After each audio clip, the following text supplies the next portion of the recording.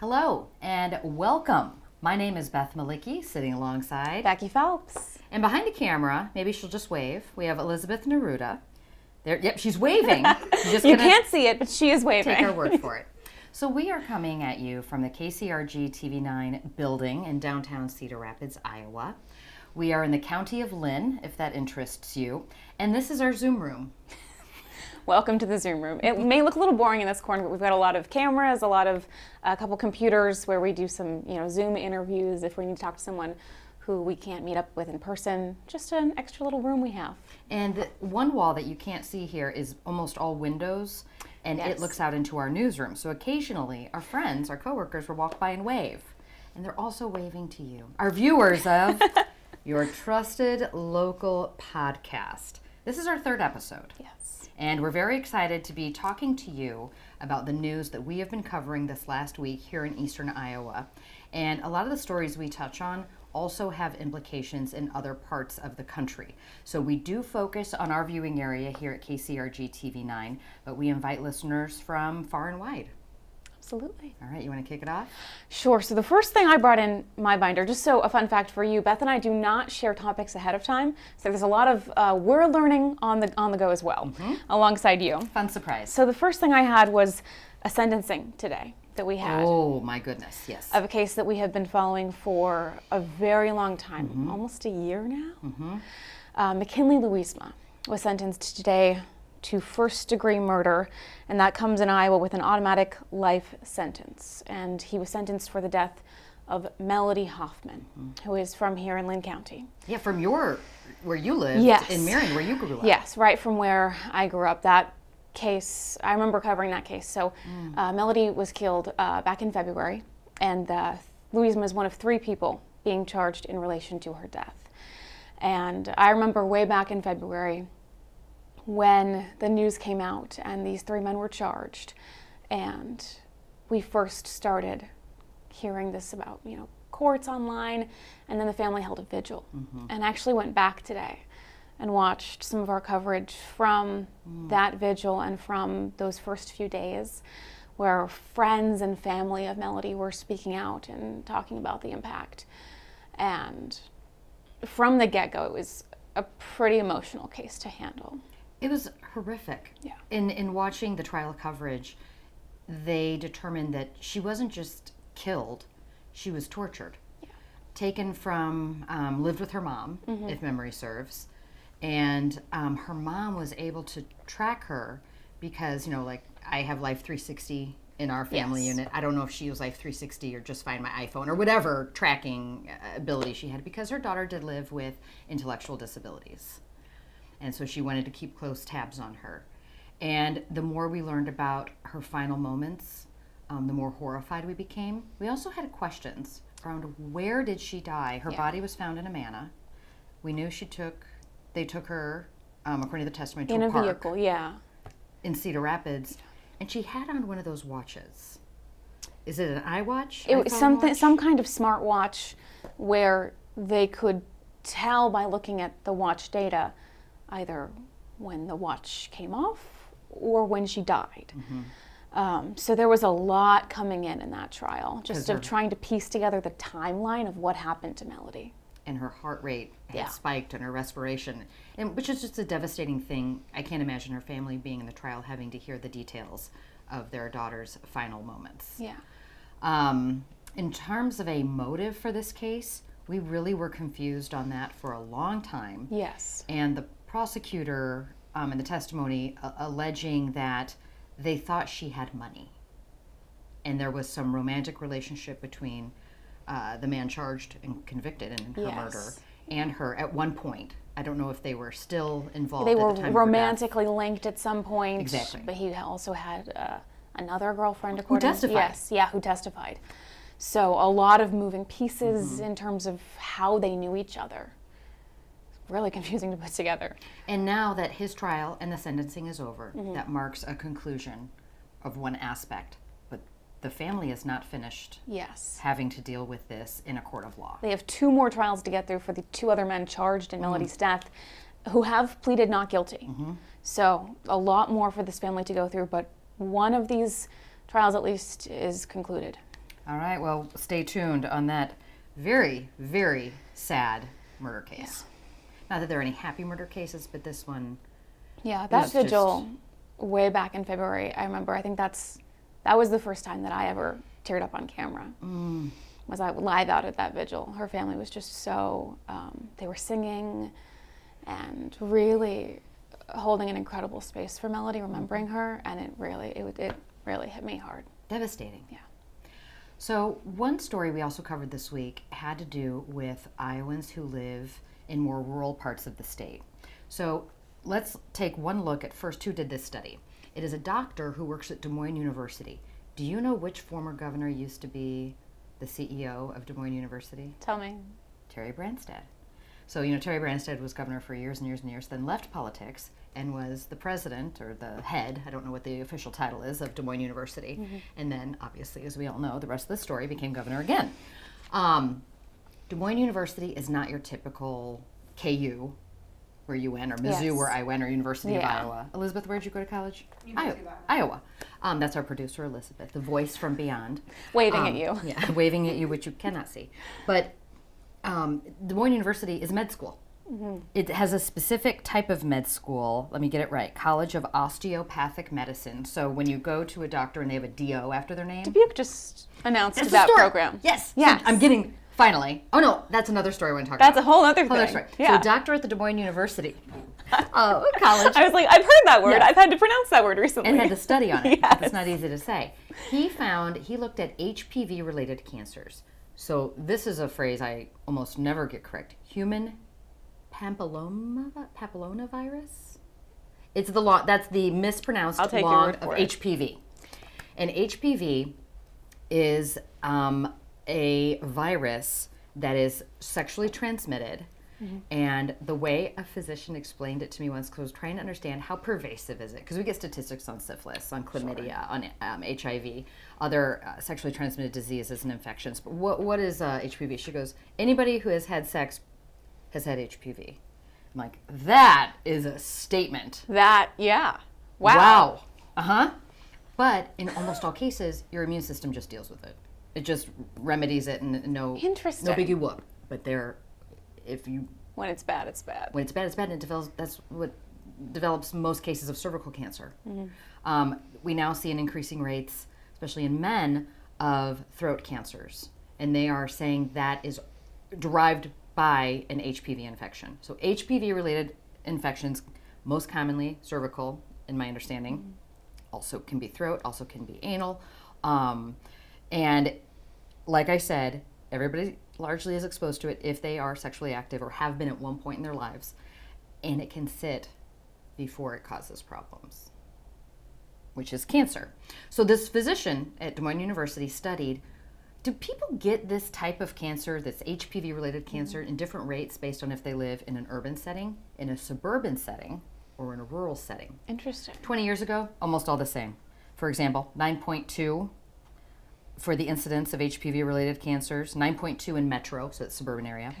That's urban, sorry. 8.8 in suburban, and 10.4 in rural. So rural, a teeny tiny higher incidence compared to others in the year of our Lord 2001. Let's fast forward to the year of our Lord 2021.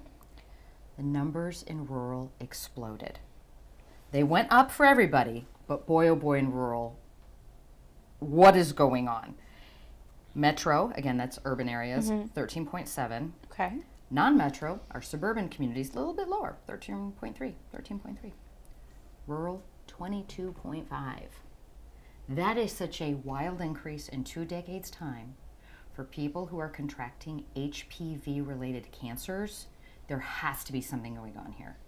Do they have any idea? Is it just the numbers we have now, or do they have any idea why? So this researcher who came to this conclusion, Dr. Jason Semprini, surmised in his conversations with Rebecca Vaughn, a reporter on the story, there could be a few reasons why this is happening. One, there is stigma associated with the HPV vaccine.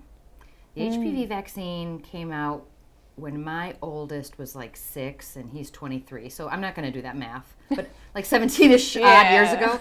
Has it been an offering for most of your life? Like you've always known HPV vaccine to be out there? Yeah, going into the doctor's office, it's... I'm 48 years old. It was never an option for me. 2006. Thank you, Elizabeth. Okay. But it just wasn't part of the vaccine protocol when I was a child because it wasn't available. Interesting. Right? But it's somewhat of a controversial, stigmatized vaccine because it is directly tied to something that is sexually transmitted. So he thinks the stigma is higher in rural communities is one possible reason. Another possible reason is access to health care. Sure. I mean, across the board, rural is really suffering in Iowa. Absolutely. And just general education about what this vaccine is. I knew about the polio vaccine my whole life. That wasn't new to me. It was new when it came out, I'm sure, in that era for like our grandparents or great-grandparents.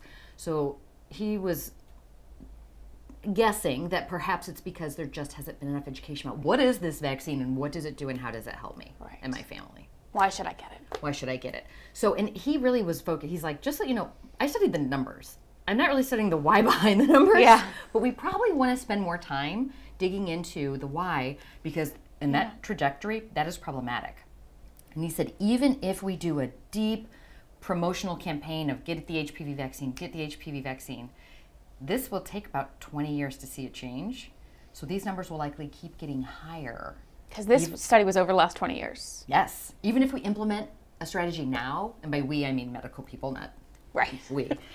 The experts. Yeah, not us. It'll take a long time for that to reap benefits. Wow. And then that dovetails into new med school. Yes. Yeah, so the University of Dubuque Yes, that's right. just announced, it was this whole thing. They wouldn't say what they were going to announce. It was going to be big. It was going to be big. And the governor was there. Yes. It was a huge thing. And say the word. Oh, I'm going to mess it up, but I'm going to try. College of Osteopathic Medicine. Osteopathic medicine.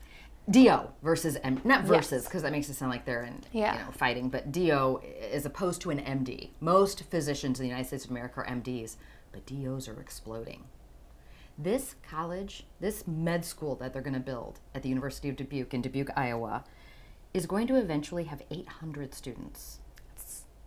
That is a lot. That's a huge head count. Yeah.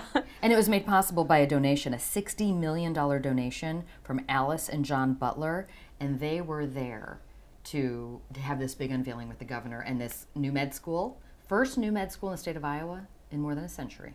And it will open in 2028. I know. Wow. So they're working on building now, and recruiting students probably will come soon.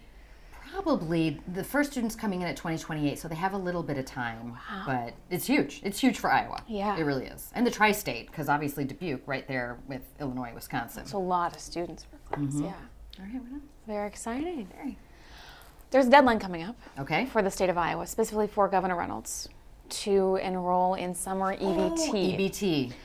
This has been big talk among a lot of the food pantries, nonprofits across the state, because overwhelmingly they would like the state of Iowa to participate in summer EBT. In case you don't know, summer EBT is a federal program where the government gives states, for Iowa it would be $29 million. And that translates to debit cards for families facing food insecurity to help feed their kids over the summer months when they don't have access to those school lunches. It's about $40 a month for those 3 months, so $120. Pretty similar to what we used to call food stamps. Yeah. And now they're SNAP benefits on that card. And it's called Sunbucks also, in case you've heard of that. It's all the same federal program. So last year, Reynolds opted out of that program and instead decided to allocate about $900,000 to expanding free summer lunch programs that were existing in the state and create some new ones. And so that was her option instead of doing the not SNAP benefits, summer EBT. Yeah. And over the summer, a lot of food pantries and nonprofits, the Boys and Girls Club have responded to this as well, have said that had some problems. And so they have about 150 organizations have now signed a letter urging Governor Reynolds to apply to summer EBT for 2025. The deadline is January 1st, so there's a big end-of-year push trying to get her to listen to this letter. And so why is she against it? So she had a couple reasons that she outlined. She talked a little bit about wanting to make sure that the food the kids were getting was healthy. So instead of just giving families money on a card and allowing them to go buy whatever they wanted, that would be a little bit more controlled through those summer lunch program sites. Sure. And the pitch that she had for this upcoming year, she did apply for a waiver from the Department of Agriculture, I believe. I think USDA. USDA. Yes, Department of Agriculture. Yes. Yes. Yeah. I was like, what's the acronym? That's right. Applied for a waiver to instead use those funds to supply food boxes to the families in need instead of doing the summer EBT. And that waiver was denied. Reynolds has said that she plans to resubmit that plan for under the Trump administration. Which might be more amenable to a Yes. Republican governor's request to take an existing program and absolutely change it. Yes. So the argument that these food banks have is, why not both? You know, go ahead and apply for summer EBT, and you can also do your food boxes program. But not having summer EBT, a lot of food pantries are saying, has created a big strain on them. Because there was a big difference in the number of children and families served through the summer EBT program versus her plan to either distribute the boxes or do what they did the previous summer, which was just boost up existing summer feeding sites. Yeah. So I went this morning and talked to the Coralville Community Food Pantry. Okay, what'd they say? They said their summer lunch program for kids served double the number of kids this summer than it did in 2023. And that is adding to a strain that food pantries are already suffering under. So they are pushed almost to the brink, they say. Sure. You know, it's difficult to continue. It's not a sustainable operation. So they are really pushing to have that extra resource in place this upcoming summer.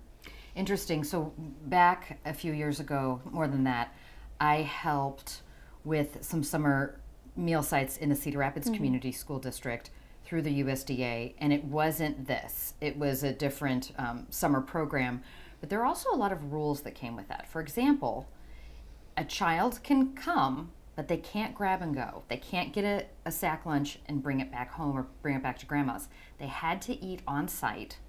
Interesting. You had to provide certain nutritious things, which makes sense, that, you know, whatever. But let's say a 19-year-old sibling or babysitter brought the kids, you could not feed that 19-year-old a meal.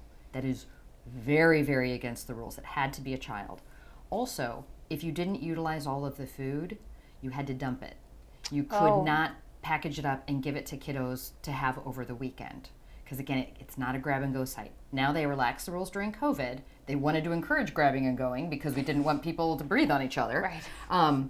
But now, obviously, the pandemic is largely behind us. So it's back to these strict rules of having to eat on site.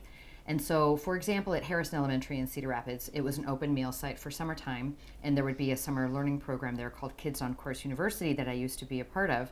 And so kids would be there from in the morning until after lunch as part of the all-day program. But we would also say, if you were a neighborhood kiddo, come on over and we'll give you a free meal.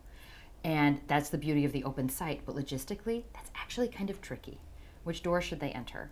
We are very big into security, obviously. I want to make sure we're being safe, but sometimes being safe means you put up barriers for 6-year-olds trying to walk from grandma's house across the street just to get a lunch.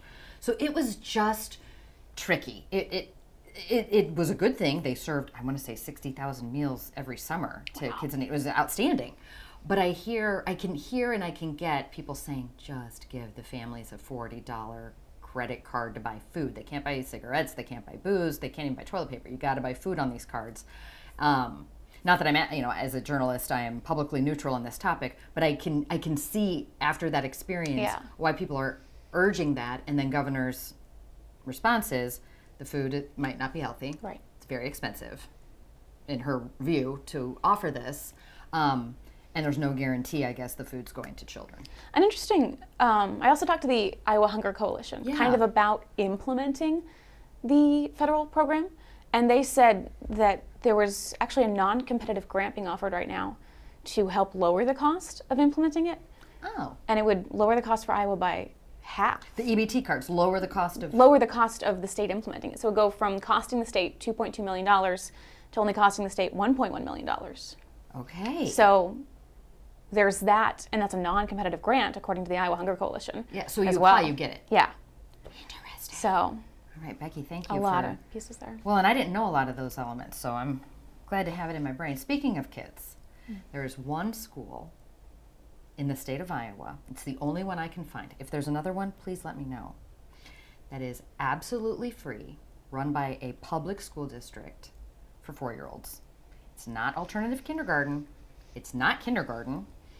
It's not income qualified like Head Start. It is 100% free preschool for 4-year-olds as long as you live in the Cedar Rapids Community School District. It might close. I've heard a little about this, but not a whole lot. It's only been in existence for 2 years. They operated out of Truman Early Learning Center. Why do I get hiccuped there? The Truman building still reads Truman Elementary. Yeah. So my brain... That's what's familiar to us. I see in pictures. So I was thinking, why doesn't she just say Truman Elementary? Because it's just sweet little 4-year-olds. Yeah. Oh my gosh, they're hysterical. And their principal is Monica Fry, who is just a dynamo and a good human all the way around. I've known her for years. And she is leading this school that may not look anything like it looks today next school year if the district doesn't get state funding. They said they need between $500,000 and $1 million a year just to keep Truman open. It is also the only public school I'm aware of that has a waiting list. A public school where people are clamoring to get in, and it makes sense when you explain. You could either pay daycare and preschool costs, right? Yeah. Or you could go there totally free. Now, preschool is free in Iowa. A lot of people don't realize that. I did not realize This that. happened under the Culver administration. It's called Statewide Voluntary Preschool Program, and it's half-day free. I want to say roughly 3 hours. Okay. Taught by a certified licensed teacher. Has to follow certain rules because it's state funded, and it's totally free.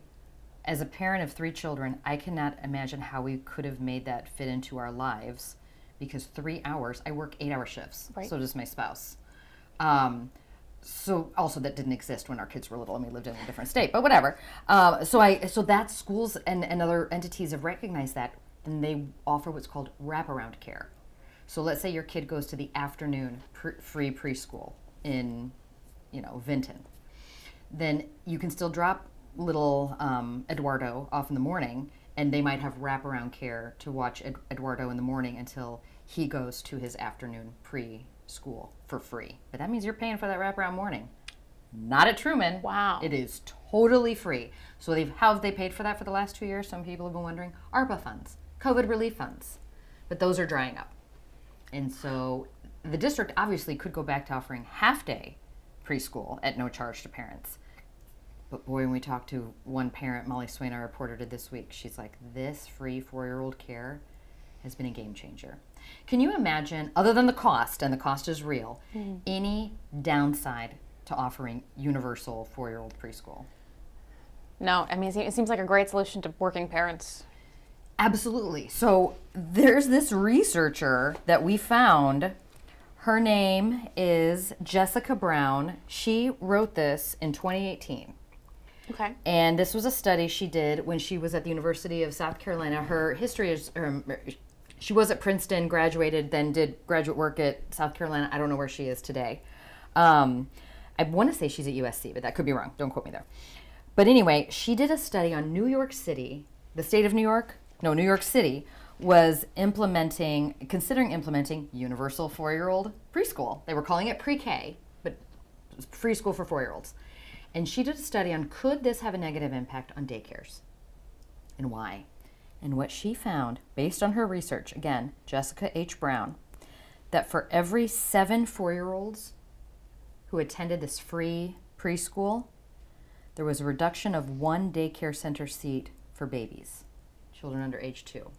So if you have a classroom of 21 4-year-olds getting free universal preschool, you have just eliminated 3 infant rooms at a daycare in your community. Why? What? I had to do some major, how are the older kids evaporating baby seats, baby opportunities? And the reason is, it is very, very expensive to run a daycare for babies.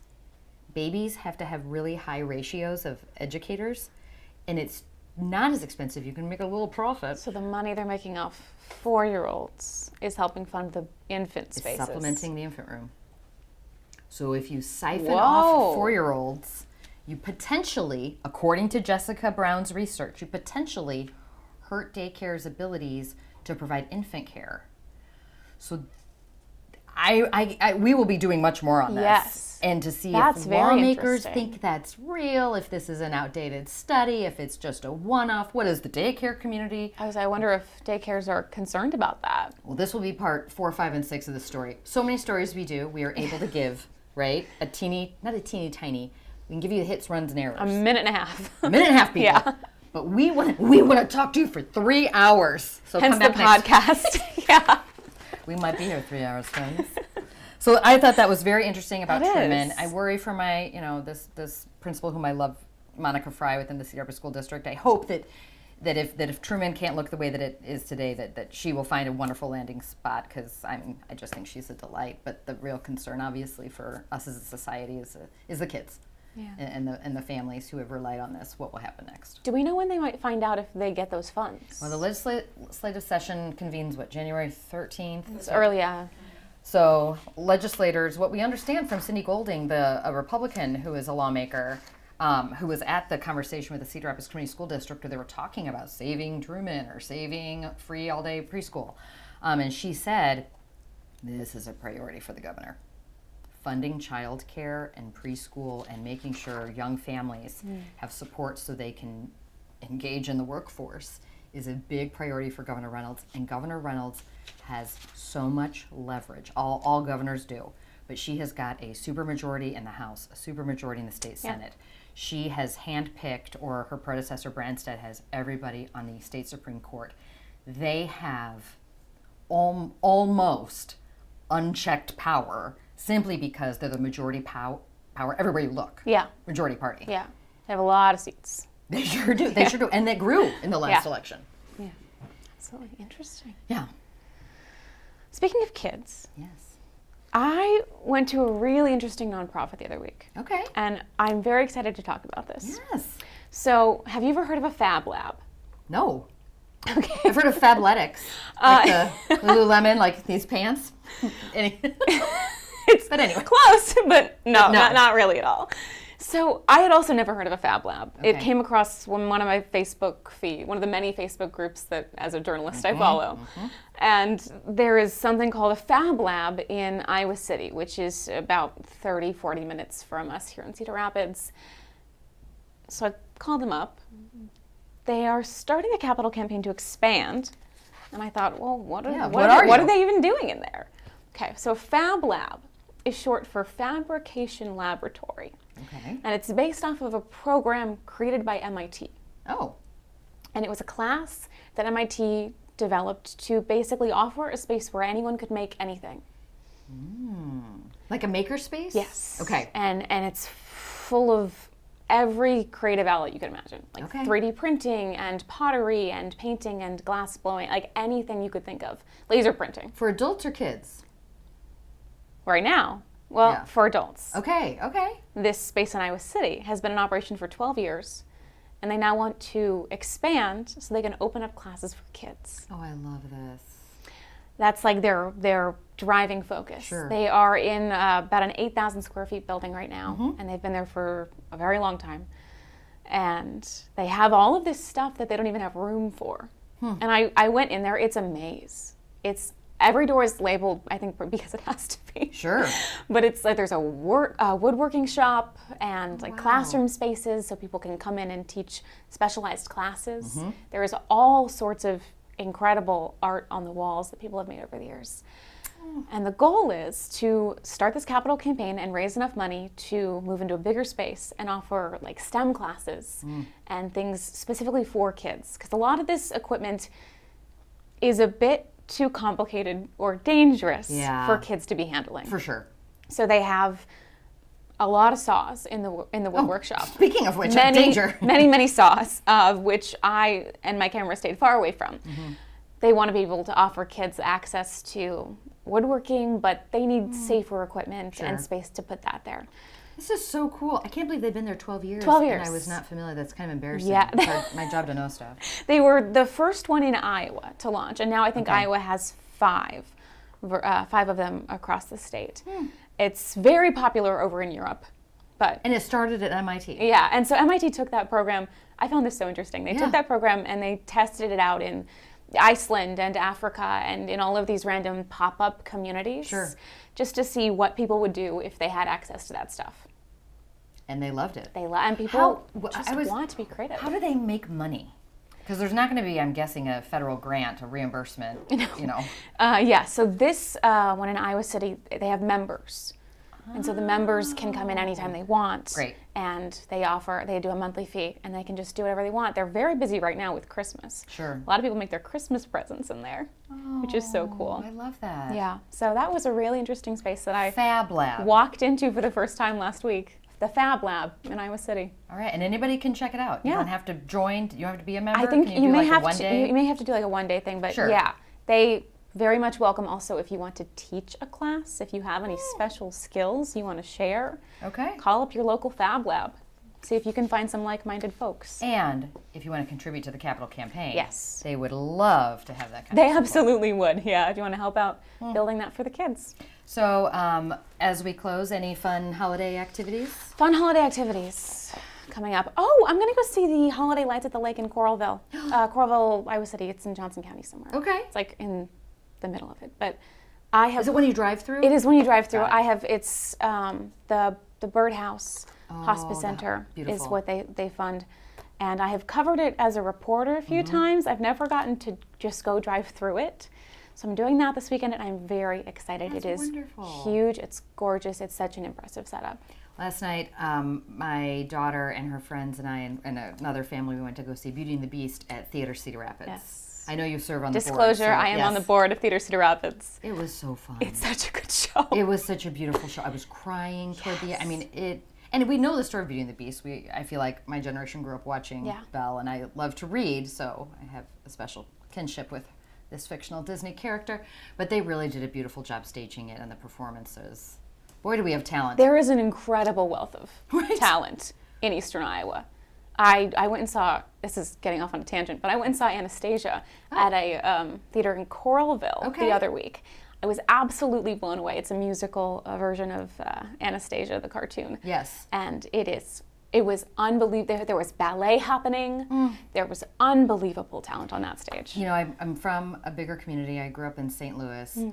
And I talk to people back home about how here, at least where I feel like I am in life, at my age, in Cedar Rapids, Iowa, never imagined I'd be here. But it's so easy to access the arts. Yes. And to find something new and different, you know, like the Fab Lab that you just shared with us. And getting there and getting home is a nothing burger. It's great. Whereas when I visit my loved ones, say my mother-in-law in Kansas City, we love going to Symphony. It is a project. Yeah. Driving from where they live, 40 minutes downtown, parking. And I laugh when people talk about how hard parking is in Cedar Rapids. I'm like, have you ever been anywhere else? My mom was so concerned going to Coralville because we weren't familiar with the theater. She was like, what if it's crazy getting out, parking? It won't be, ma'am. And I was like, it's going to be okay. And in fact, it was. You guys made it. We did. Well, we certainly hope all of our viewers on YouTube or our listeners on the many podcast platforms we're lucky to be on have a wonderful holiday season and stay safe. And are we going to have a show next week? I don't think so. Likely not. A lot of people are out next week. So we will be rejoining you for your trusted local podcast in 2025. All right. Thanks See you for then. listening.